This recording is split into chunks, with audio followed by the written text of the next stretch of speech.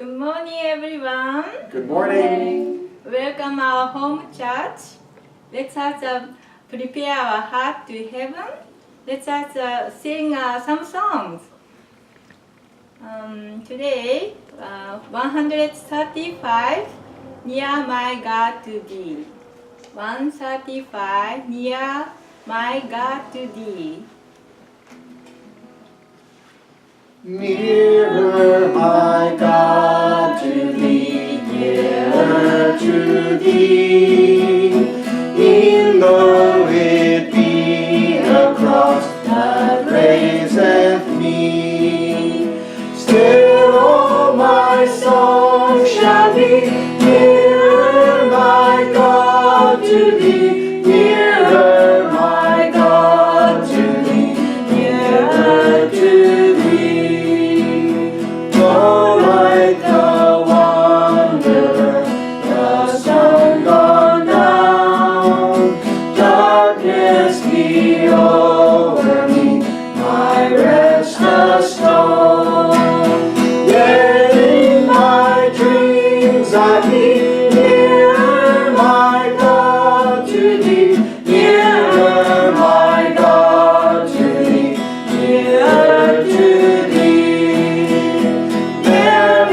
The way up here steps on to heaven.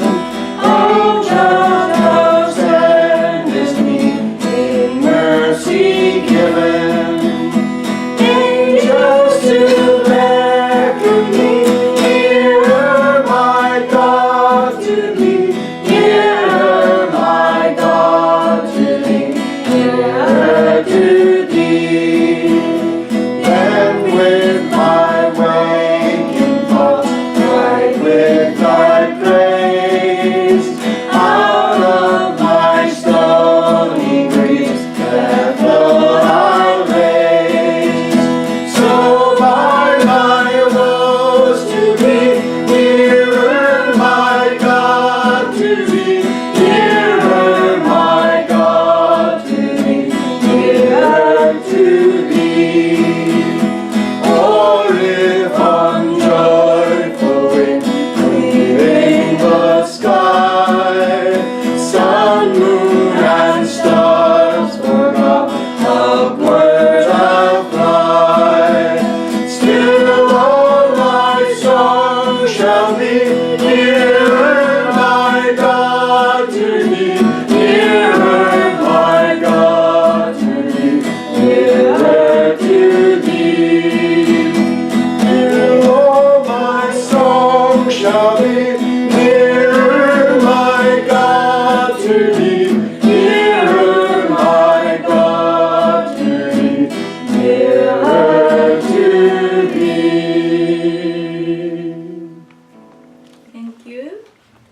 Next song is page 50.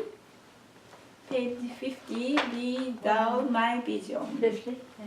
50, Be Thou My Vision.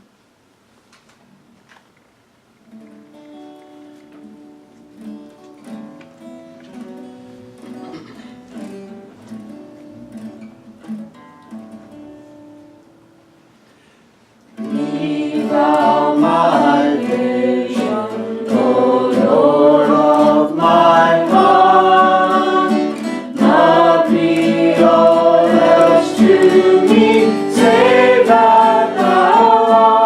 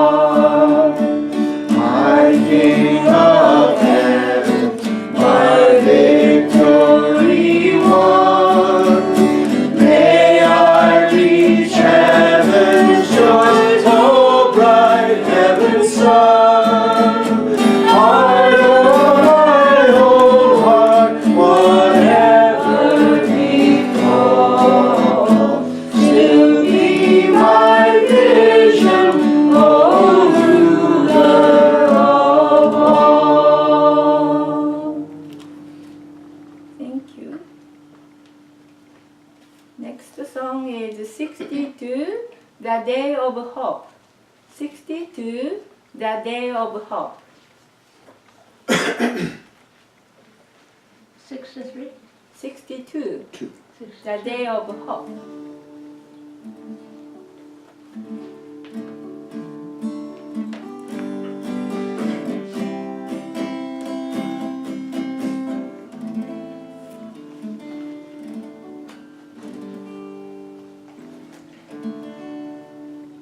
The day of hope is dawning in the middle of the night. The sons of earth are turning to the one and only light. Out of the east is coming, burning gleaming bright, and all of the children come running. Lord, what a wonderful sight! The day of hope, the day of true family, day of joy, day of delight. The day of hope, the day of true family, day of joy, day of delight. While mankind had been dreaming, the truth shone bright and clear. Though we were unsure He was living, the Lord was very near. Into the world He's coming to wipe away our tears, and when our hearts hope is living, what shall we do with our tears? The day of hope, the day of true family, day of joy, day of delight. The day of hope, the day of true family, day of joy, day of delight. The day of hope is dawning in the middle of the night. The sons of earth are turning to one and only light. Out of the east is coming, burning gleaming bright, and all of God's children come running. Lord, what a wonderful sight! The day of hope, the day of true family, day of joy, day of delight. The day of hope, the day of true family, day of joy, day of delight. Thank you so much. Let's just stand up and greet the Heavenly Parents, God and true parents. Thank you. Today is a Sunday morning, September 23rd, 2018. Let's just greet Heavenly Father and true parents. Kyanbe. Hello. Join me in prayer.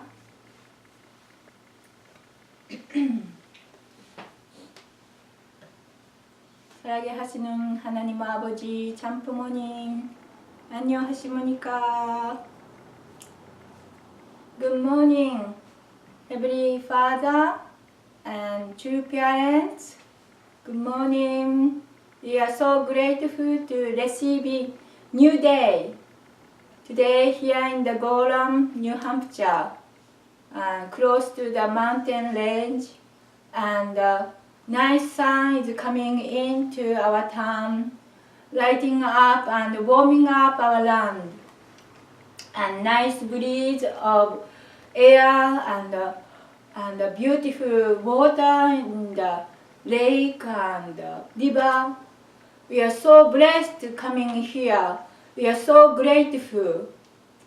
Our town is small, but many people coming for the hiking or seeing the scenery and heal their heart and mind and body also.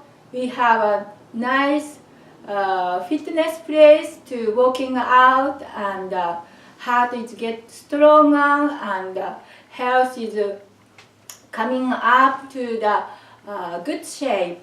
We are so wonderful to coming here. Everything you prepared wonderful. Now the time we have to opening our heart to you, to giving gratitude to you.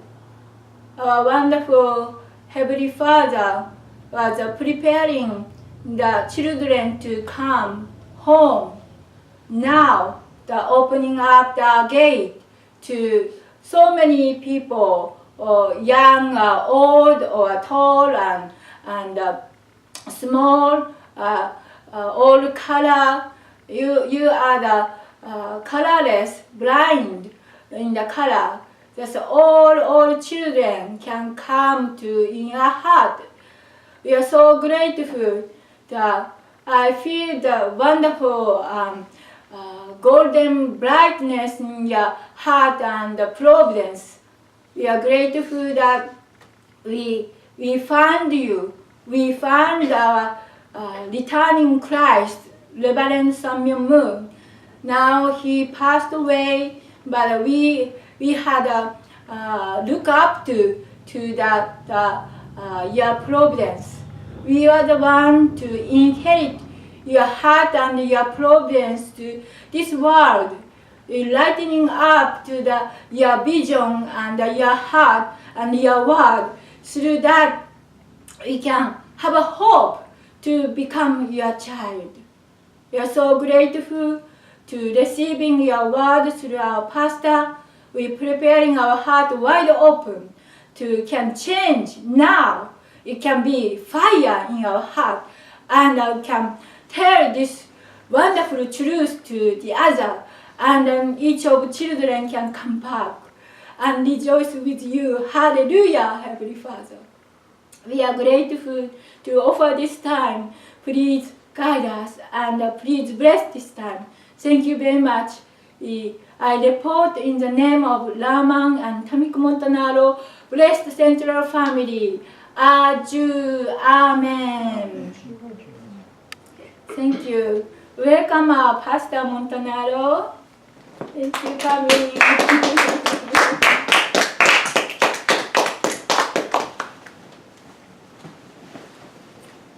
Okay, good morning, everybody. Good morning. It's Sunday. It's a beautiful sunny day outside, almost no breeze, but it's a bit cold, and autumn is here. Yesterday was the first day of autumn, and so my wife's prayer is actually pretty interesting because it was about what I wanted to talk about today. I want to read two selections from Father's words from the collection of speeches, God's Will in the World. You can't see the title here because it's worn out, but God's Will in the World. Father chose these speeches while he was imprisoned in Danbury Federal Penitentiary in Connecticut for the crime of tax evasion, according to the U.S. federal government. But actually, he was innocent, and he went through all of his speeches, or many of them, and he chose the ones that were the most iconic, providential and meaningful speeches. And he compiled them in this book and sent out as a gift to the people who had actually put him in prison. All the Christian ministers in America received a copy of this book. They were the ones who had actually conspired together with the federal government in many ways. The left in the federal government, the communist forces in government, the leftist forces in government were really responsible for pushing through the prosecution and persecution of Reverend Moon. But the Christians stood by and did nothing until it was too late. But finally they did sign more than 40 amicus briefs to the Supreme Court asking that the case be overturned. But the Supreme Court didn't listen, didn't hear the case, didn't choose to hear the case, and Father was sent to prison. I chose speeches that come from 41 and 40 years ago, basically today, meaning late September of 1977 and 1978. So the second part we're reading is exactly 40 years ago. So the first selection I want to read And I kind of want to title my sermon today, High and Low. High and Low. In just one person, you can see many different colors. So Father's talking about extremes and harmony. And this is the speech called The Heart of Reunion. It was given on September 11th in 1977 in Tarrytown, New York. And you can tell that this speech was given to Americans. And Father always, when he was speaking to Americans, was a lot lighter, light-hearted. The next speech is given to the Japanese a year later. And Father is very strict with the Japanese because they really respect a leader who scolds them. The Japanese, if you smile too much in Korea and Japan, then you cannot be a leader. It's very interesting that if you're smiling and joking, they consider you unfit for leadership.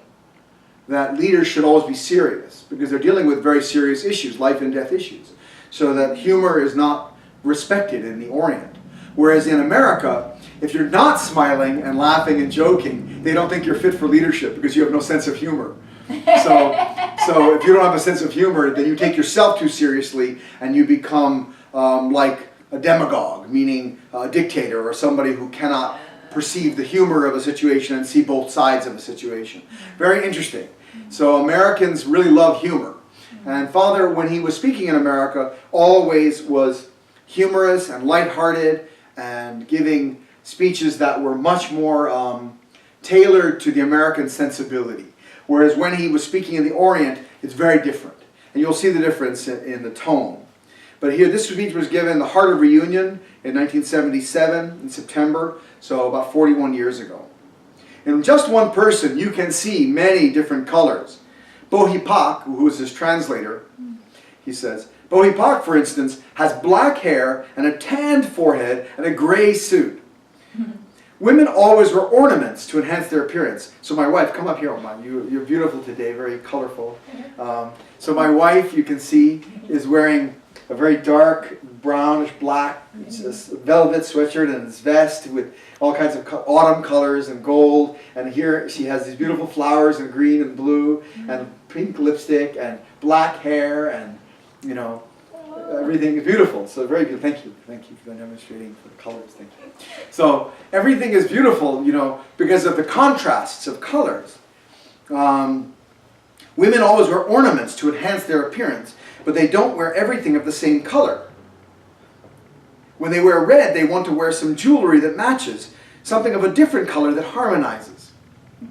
Would everyone, without exception, like to have blue eyes? Have you seen in Asia, they do all these operations on their face to make themselves look more Western.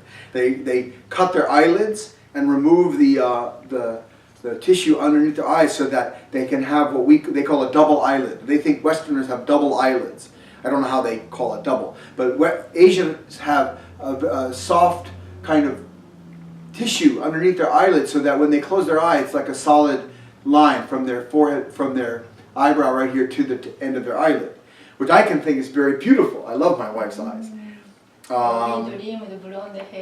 Yeah, but if you look at all the anime in Japan, all the heroes have blonde hair and brown eyes or blue eyes, or different colors now, pink and blue, and now it's changing. But they don't want the black hair. It's boring for them because everyone in Asia, if you go to Korea or Japan, you see if you're a busy rush hour on the streets, everyone has black hair.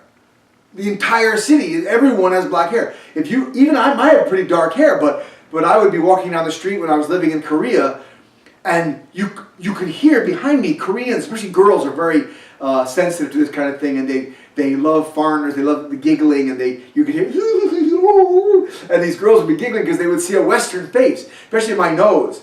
My nose, they loved my nose. There was one Japanese sister in Cheonju in South Korea when we were working there. Many Japanese had been brought by father. And she was very funny. She was a comedian. She was a clown. And she would always look at me and go, Raman! Like this. She cracked me up. She'd go, Raman! Like this. I just laughed every time I saw her. She was so funny. This is how my nose like this. No.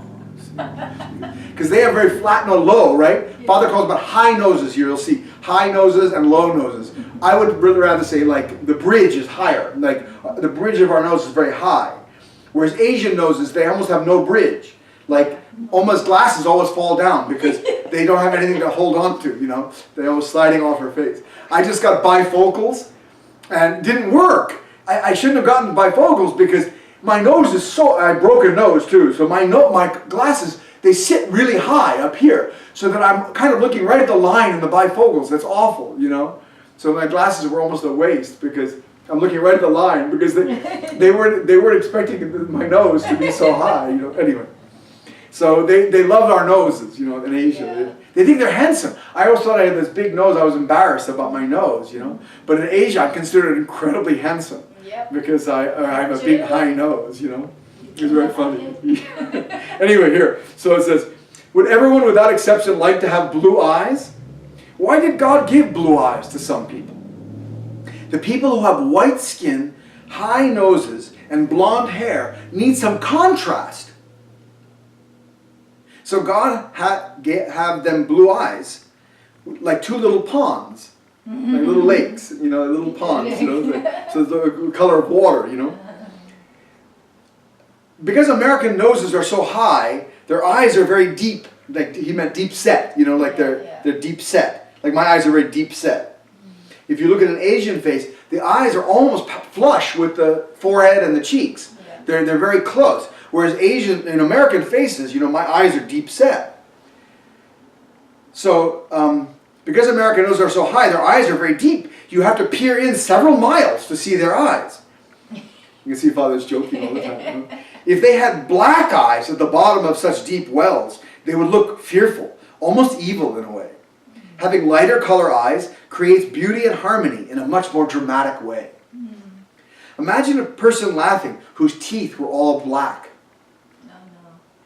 He would look strange. When you examine the creation, you know that God is really an artist and that no better harmony could have been created.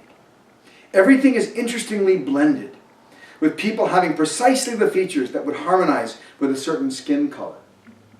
One action may have two entirely different meanings. Imagine a person whose mouth was always open. You would usually think that something was wrong with that person, that he was out of his mind.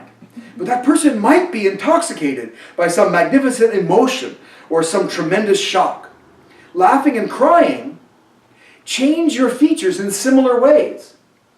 When you're crying, it's like, when you're laughing, it's very similar. Actually, your face, it's true. Your face looks very similar when you laugh and when you cry. But one expresses joy and the other sorrow. Light is always created at the boundary when two things meet in harmony. Why should people from one culture follow someone from an extremely different culture? Father's talking about himself now, and Westerners. He said, why have you Americans come to the Unification Church, which was founded by a man from Asia? You are here to unite the universal beauty of the two extremes of East and West together into one harmonized culture. When two great cultures meet to form harmony, turmoil is inevitable at first. When a flowing stream hits the rocks in its path, disturbances are created. Right? So in the early days of our church in America, Father brought Japanese leaders here and Korean leaders, and it was very difficult for the Americans who had joined to understand what these Korean leaders and Japanese leaders wanted and how they thought and what was pushing them, motivating them. And likewise, it was very difficult for the Japanese and Korean leaders to understand these American members. And we had very different cultures, and they would clash. And it was very difficult, actually. Many times people were unhappy. Many American members were so unhappy they didn't even stay in the church, or they went home and they came back later or something, or they would struggle because they couldn't relate to the Asian leadership, or the Asian members anyway. When a flowing stream hits the rocks in its path, disturbances are created. It goes through many convolutions, splashing over rocks and churning at the bottom of a waterfall. But that does not alter its destiny. All streams eventually join the main stream, which flows to the ocean. All water is connected to the same source and flows to the same destination. In the same way, many parents are currently opposing the Unification Church, but the day will come when they will join the mainstream, just as all running water eventually does. So my mother was very afraid when I first joined the Unification Church. We had a 5-hour conversation on the phone, very expensive at that time in 1980. Long distance was very expensive. And she called to California where I was working. And she was very afraid, and she didn't tell me at first why she was afraid. But she had read the book Crazy for God, and my brother had given it to her. My brother was very negative. And so she was very, very frightened. And she was a vegetarian since 1960, but she was asking me how much protein I had in my diet, because they were concerned. The people were saying that Reverend Moon was brainwashing people. And the way he did it was by depriving them of protein. So on a low protein diet, they were susceptible to his Asian influence, like some kind of, And people believed that we were brainwashed, that we did not have free will anymore, that our free will had been taken away. And to Americans, nothing is more important than freedom. Yes. Freedom is the #1 value for Americans. Hallelujah. But actually, in Asia, freedom is not as important as society, as social harmony. So, especially in Japan, what you personally want to do is not important as much as what the society is doing and how you fit in. That's one of the points of clashing, actually. And also in Korea, purity was very, very important. The purity of a woman, especially before marriage, was very, very important. And a woman's purity and her ability to offer that purity to a family and to create a good family. And family and purity were very, very important. Whereas in America, especially after the 70s, free sex and free love and purity was lost. We lost that sense of purity almost completely. And you were almost laughed at if you were still a virgin when you graduated high school. So it was a very different kind of value system. But freedom was very, very important, especially freedom of thought. So the way you would get Americans to be frightened of the Unification Church is to tell them that Reverend Moon is threatening people's freedom of thought. That they're not free to think anymore. And that's how really Satan attacked our movement. But in Asia, Satan attacked our movement not by talking about freedom, but by talking about purity. They said Reverend Moon wasn't pure. They said that they had naked dancing in the basement of the church. And when they came to investigate, the police found there wasn't even a basement in the church. There was no basement. So there was no possibility. There was no naked dancing. Everyone was very, very pure. And Reverend Moon was teaching everyone to be pure before marriage. But that rumor was successful in keeping people frightened of our movement. It's very interesting. If you flipped it around and made that rumor in America that there was naked dancing in the basement, we would have had thousands of people coming to our church. Wait a minute, where's the naked dancing? I came here for the naked dancing. But that wouldn't work. So Satan knew that, so he's freedom of thought, brainwashing. And in Asia, if there was somebody so strong that they could change people's thinking so they could be righteous people, that wouldn't have frightened them. Everyone would come. Oh, Reverend Moon, how are you teaching people to be good, righteous people? By using your power. Great, let me have some of that. So those two rumors would have to be switched. Satan was very smart. Okay, so there's tremendous variety and purity of creation. This will be the last paragraph I read, because almost prayer was talking about the mountains, and I love the mountains. My name, Montanaro, in Italian means mountaineer, someone from the mountains. So actually my ancestors go back to the high mountains of the Apennini in the central spine of Italy. My grandmother on my father's side came from Castelli, which was Castelli means castles, and it was a small mountain town where they made pottery right in the shadow of Gran Sasso, which is the great giant boulder, the highest peak in the Apennini. And so that's where I'm from, so I love the mountains. Father says there's tremendous variety and purity of creation in the mountains, and the water from mountain streams is also very healthy. Mountain water absorbs essences from the varieties of creation found there.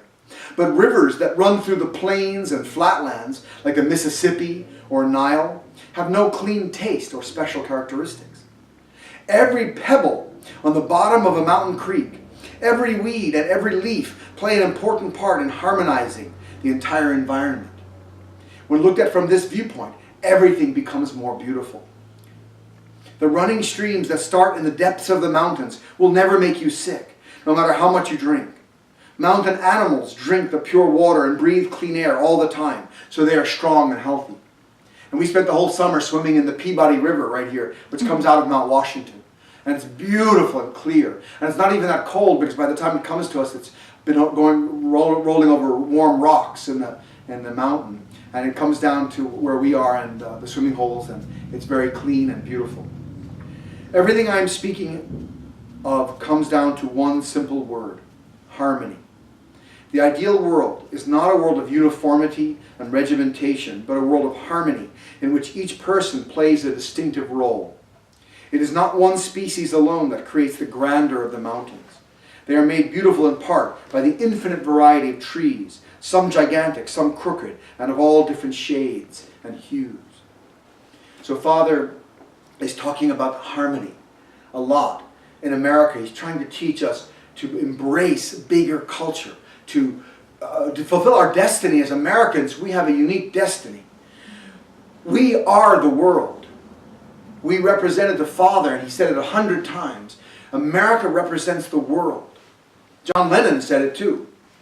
He said, America is the Roman Empire. And New York, he said, is Rome itself. Yeah. That's famous words of John Lennon. So actually, Father felt the same way, that America was like the modern Roman Empire, the modern empire that filled the world. And New York was the center, and he put his headquarters right in the center of New York, and he bought a hotel, the New Yorker Hotel, right on 34th Street and 8th Avenue, and the Manhattan Center behind it. And we bought property throughout the central part of New York City. Well, actually, we wanted to buy the Empire State Building, Yeah. but it wasn't for sale, so he couldn't buy it, and it probably cost too much for our movement at the time. But Father wanted to center in New York. Really, the worst place in New York is in the world, in one sense. I mean, it's dirty and corrupt and the money center. Wall Street's right there, and it's a center of greed in some ways and selfishness. But it's also got really beautiful people. I love the New Yorkers. They're very funny sometimes, and very honest, and very good people. And they come from all over the world. You find ethnic enclaves everywhere around New York. This is a Filipino neighborhood and a Chinese area, Korean. You find French and Haitian and Islanders, Jamaican, and you find African areas, and all over. You find different kinds of cultures. Europeans came a lot earlier, but So this is Father's talking about harmony. Then the next speech that I want to read from briefly is a day when we welcome the blessing. And this was the second of two speeches Father gave in Kamikawa, Japan. And probably Kamikawa is a suburb of Tokyo, I imagine, Kamikawa. Because I'm sure he wouldn't, this was an important blessing ceremony. I'm sure he did it in Tokyo.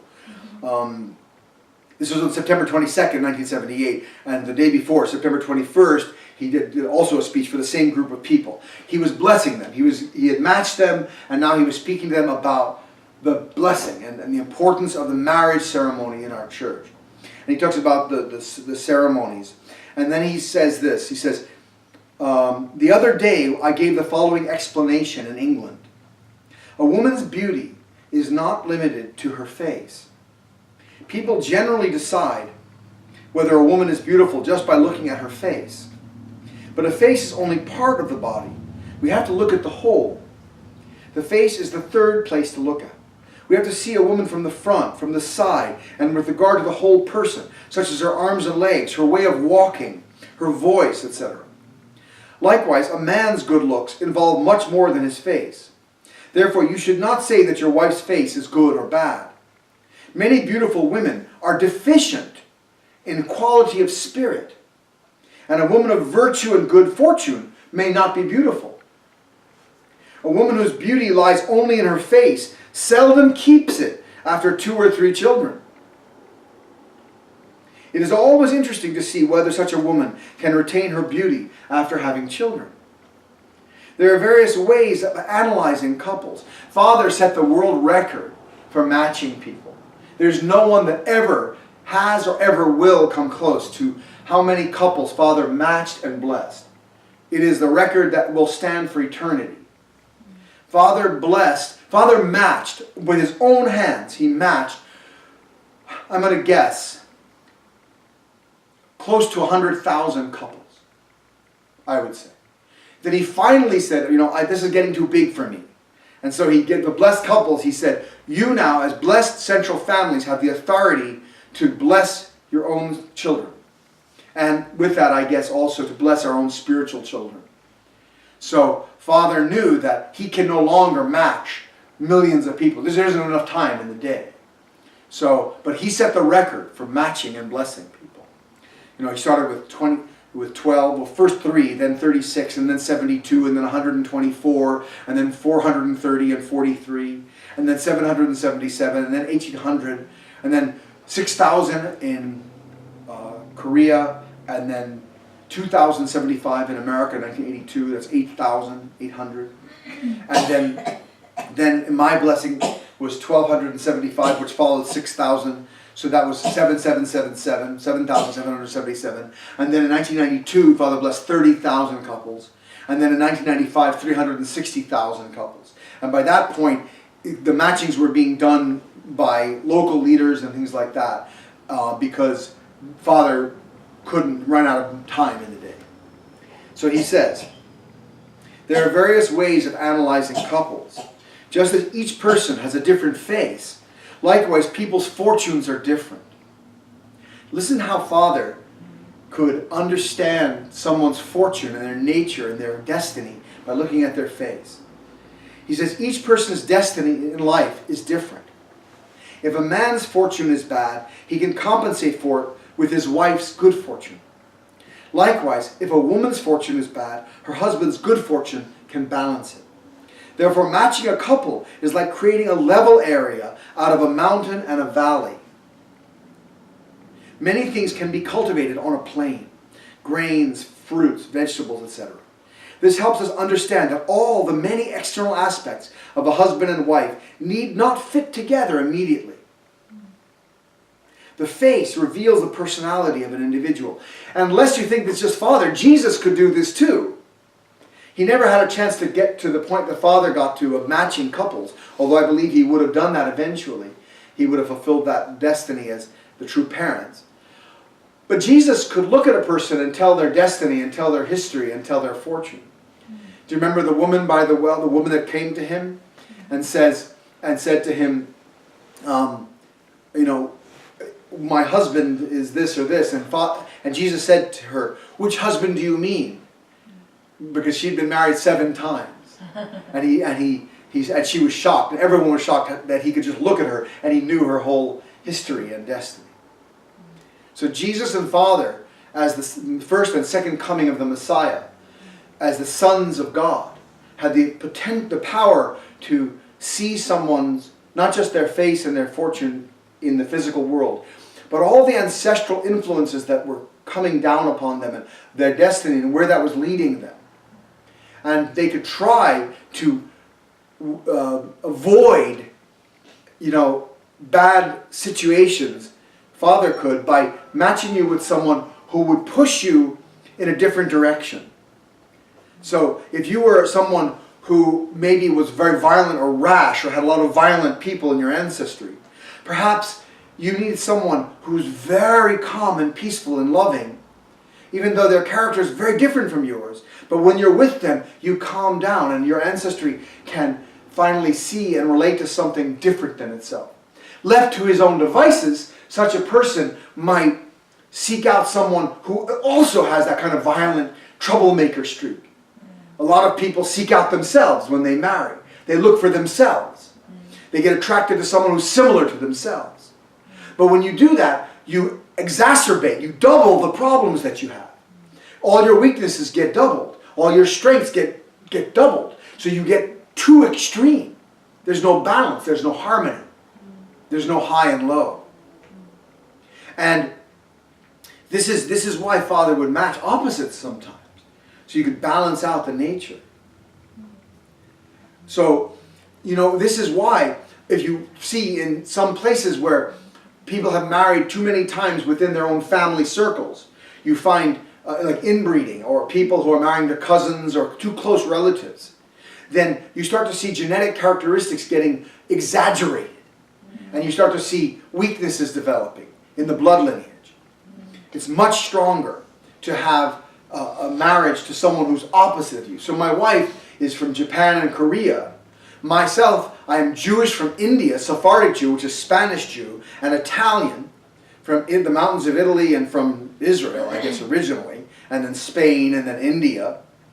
So I have all this ancestry, but nothing like Japan and Korea. So when we marry, our children are benefiting from such a variety of DNA, right? There's a wide pool of DNA to choose from. And the strong features can dominate, can overcome the weaknesses. And so that's why Father would choose these kinds of things. And he says, the face reveals the personality of an individual. It is important to realize this when you guide people or assign them to missions. Even the nose or ear of a person can indicate his entire personality. So look at my nose. I have this giant nose, right? That comes out. And my character is exactly demonstrated by that. I'm very emotional. And Father would say that someone with a big nose is very emotionally expressive. Very sort of explosive emotionally.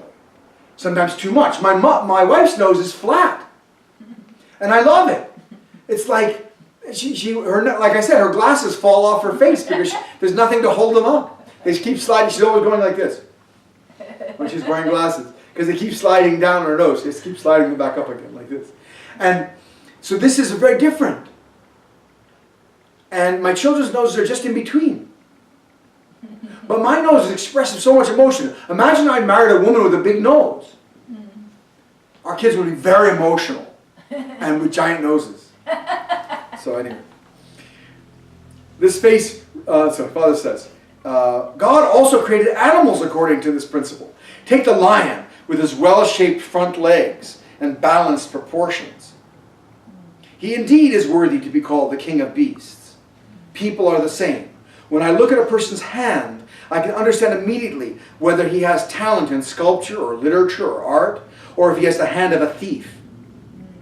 When I look at a person's legs, I can tell whether he can run fast or not. Father, one story by Carol Nevin. She was married to a Japanese man named Matsuuchi, so her name now is Carol Nevin Matsuuchi. And you remember you met her daughter at Bowdoin.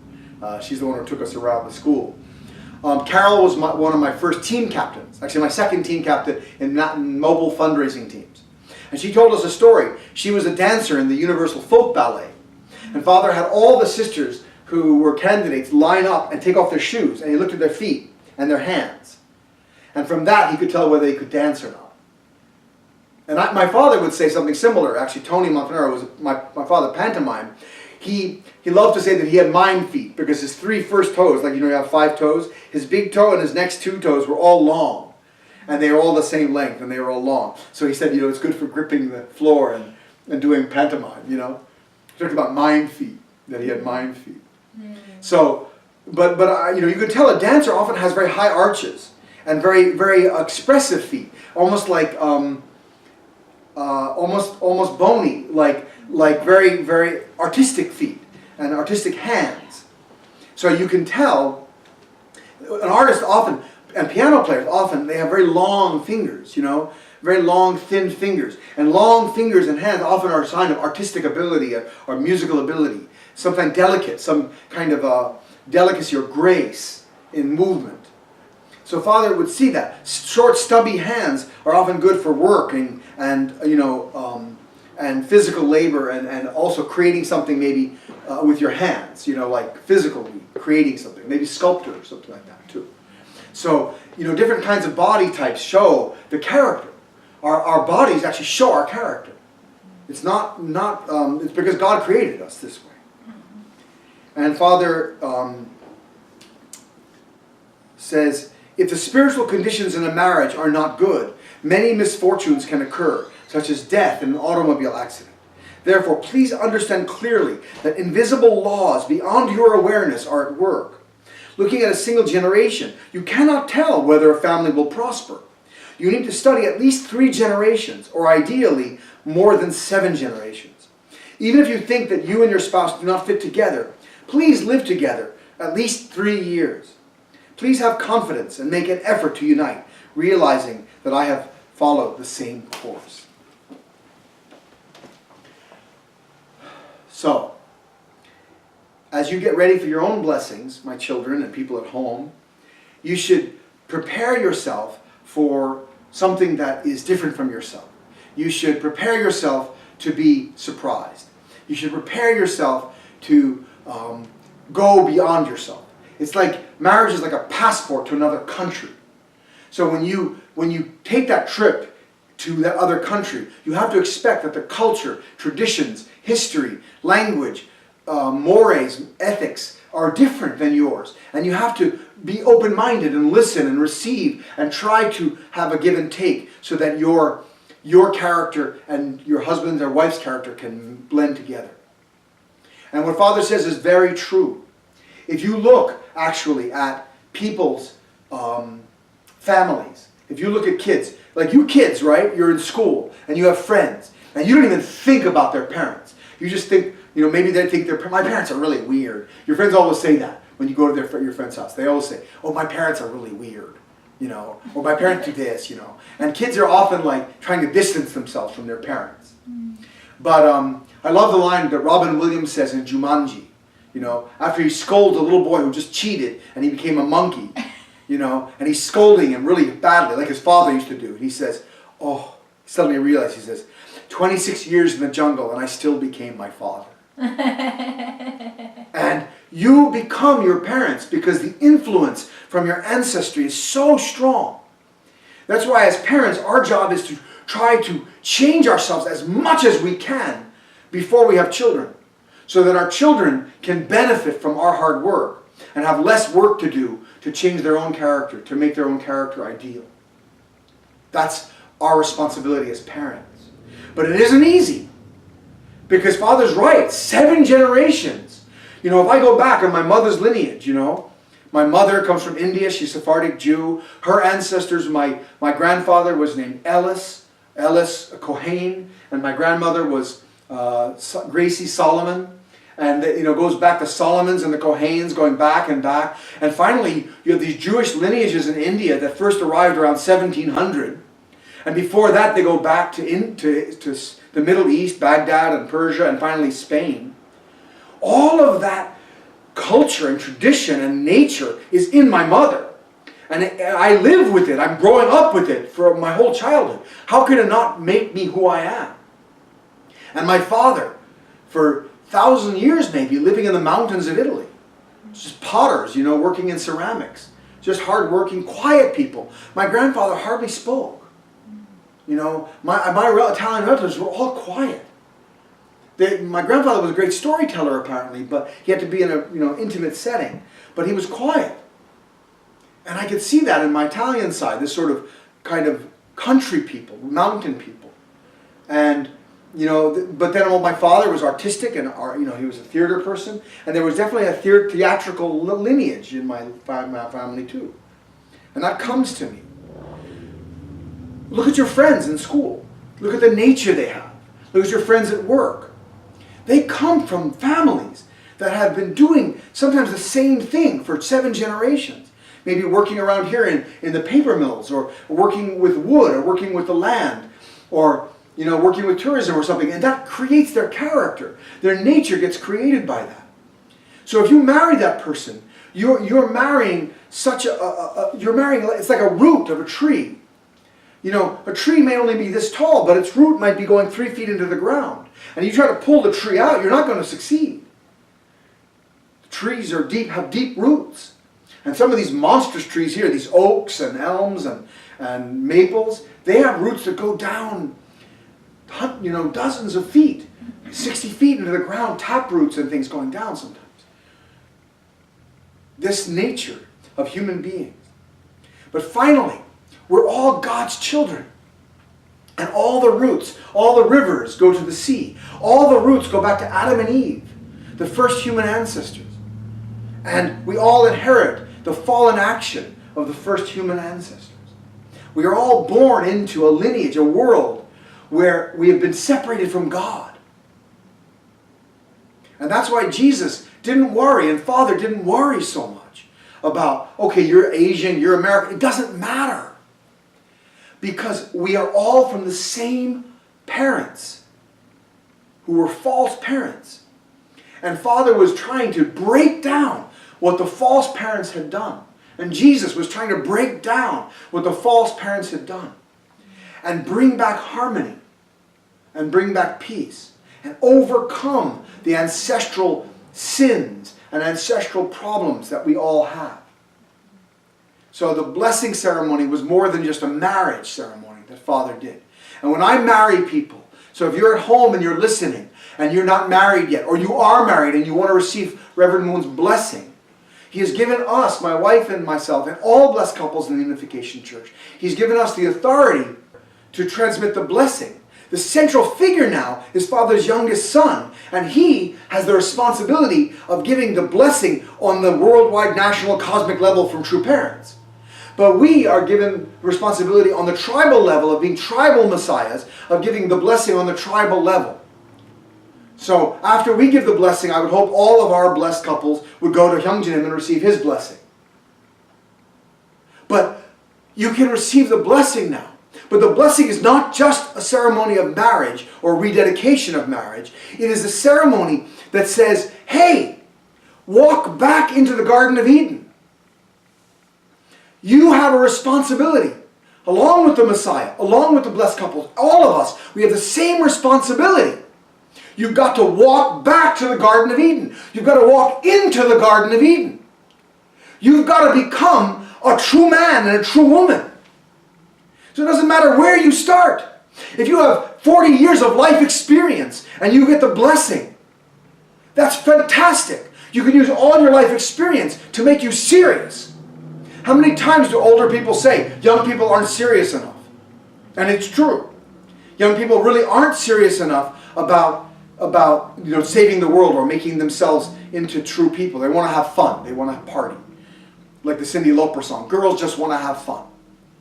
And we look at a lot of movies nowadays, everything's about having fun. But then now you're seeing actually that this young generation, Generation X or whatever, the millennials, are starting to wonder, what is the meaning of life? We just saw comedian Bo Burnham, and he spends his entire set of comedy on stage trying to shatter sort of the sort of comfortable things that people are doing, to shatter their comfort zone. He doesn't have any answers yet. And that's the problem, but that we can help there. Because the Messiah came and gave us answers. So I pray that you guys at home can contact us through our email address and everything. And you can visit us, or online, we can Skype together, we can talk to each other, and we can begin to get you ready for your own adventure, your journey back to the Garden of Eden. Back to the original state of human beings before the fall. So I pray that everyone at home can, and you guys who are here, that you can prepare yourselves for your blessings. And if you have high points and low points, start to understand your nature and start to make yourself even yourself out, so that you can welcome any kind of person. So that you can welcome someone who's deep, or someone who's very outgoing, someone who's very expressive, or someone who keeps their feelings to themselves. Whatever kind of person you have as your spouse, you can work together to build the kingdom of heaven on earth. So let's all embrace our Heavenly Father, Heavenly Parent, and learn from God about our nature. Let's pray together. My beautiful wife. Hello. Oh, handsome husband. I'll be beautiful. Please join us in prayer. Dear Heavenly Father, thank you so much for making us in your image. Father, for thousands and thousands of years of human history, human beings have not fulfilled their destiny, Father, to become your true sons and daughters. You waited desperately, patiently, for the time that you could send your Son. And you sent Jesus. But the chosen people of Israel didn't recognize him, Father, as the Messiah. And they crucified him. They led him to the cross. Even on the cross, He opened the door of spiritual salvation, Father. And for 2,000 years, Christianity, holding on to the banner of spiritual salvation, has spread throughout the world and created a new chosen people, Father, a second Israel of Christianity, which was intended to welcome the second coming of Christ. But when our true Father came to the chosen people of Christianity, Father, there was fierce and vehement opposition. And Father was opposed and driven out, just as Jesus was, Father. And he had to walk a 40-year wilderness course, ending in 1985, Father. And then only then could he begin to really bind together Christians. And he began ecumenical work to bring Christians together under the banner of one family under God. Father, our true parents did everything they could in their lifetimes to bring the kingdom of heaven on earth. Yes. But Father, now it's our turn. It's our responsibility, Father. And I pray that we can take that responsibility in home churches across the nation and across the world, that blessed couples can stand up and speak the truth and welcome people and invite people in and include their communities in their home, so that our home can become as big as the community and the community can all fit in our home, Father. Yes. I ask your blessing on this day. I pray that everyone listening at home and everyone here can be blessed by you to start their own journey of faith and to continue their own journey of faith. Yes, Father, thank you so much. We ask your blessing on this day and offer everything in the name of Raman and Tamiko Montanaro. 축복 중심 가정 라만과 타미코 몬타나의 이름으로 보고드립니다. 아주. 아멘.